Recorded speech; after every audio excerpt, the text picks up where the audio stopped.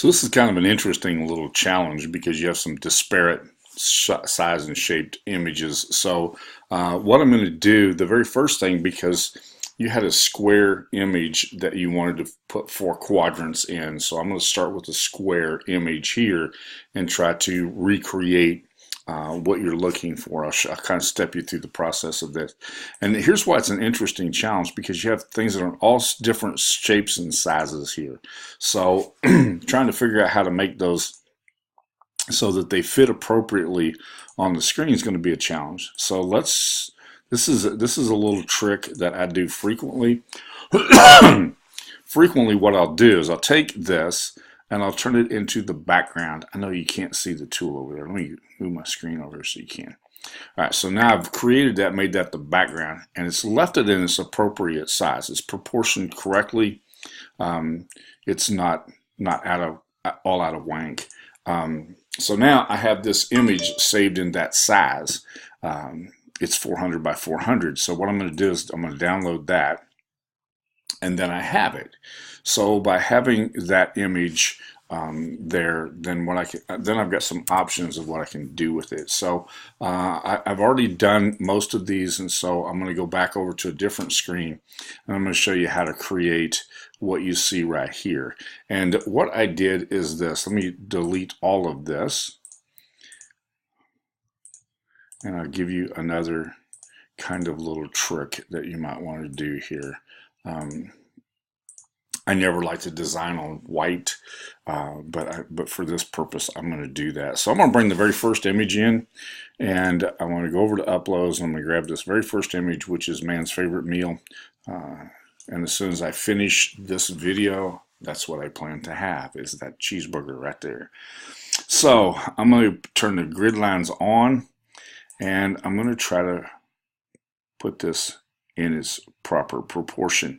I like the grid lines here. Let me show you something. You see this little space right here leaves a nice gutter, top and bottom. So that's what I'm going to do. I'm going to go to this space, but I'm going to start in the corner, and I'm going to make this thing shrink to fit. And I'm moving it appropriately now, so you can see it now fits that available space. All right, right on the edge, just exactly where I want it to be. Now I have 3 other images. The 3 other images are all that 400 by 400, but if I want to leave a gutter between them, then this is what I'm going to do. I'll take this and I'll now duplicate it. All right, now I'm going to click on this image, so I have the top image, and I'm going to go to the replace image, and that turns blue when you have that replace. Now that one's going to be exactly the right size, so I can go over into the corner with this one, and it will leave the appropriate amount of gutter space on the top and the bottom. Come back over here and do the same thing here.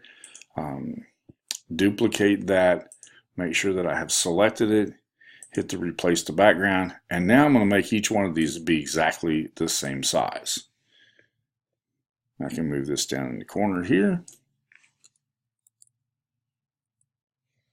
and it's proper. So now I have one more to do. Duplicate that, click on this, hit the replace button, and I'm going to replace it with that one so it's appropriately the right size as well. So now we move it into position, and there we go. Now the next thing I want to do is I want to turn this grid line off. It's out of the way now. One more thing. This would be exactly the way I would do this. The white's too much of a divider here. I got a lot of dark stuff here, so what I'm going to do is change the background to black. And then I'm going to add a border around the outside of it, and it proportions it correctly. See there? That's how I would do it. Now, if you wanted it to be white, you could do that. You could actually turn this and make that white. and you could turn this and make that white. Now it looks like it wanted to, but I think it stands out better in the black, but you could do the white. It doesn't make any difference to me, but I thought that was a slick and easy, fast way to do that. Size your images appropriately, make them the background. Now you got nothing's been changed, weirded, skewed, anything like that. And then you can size them by using your duplicate and your replace tool.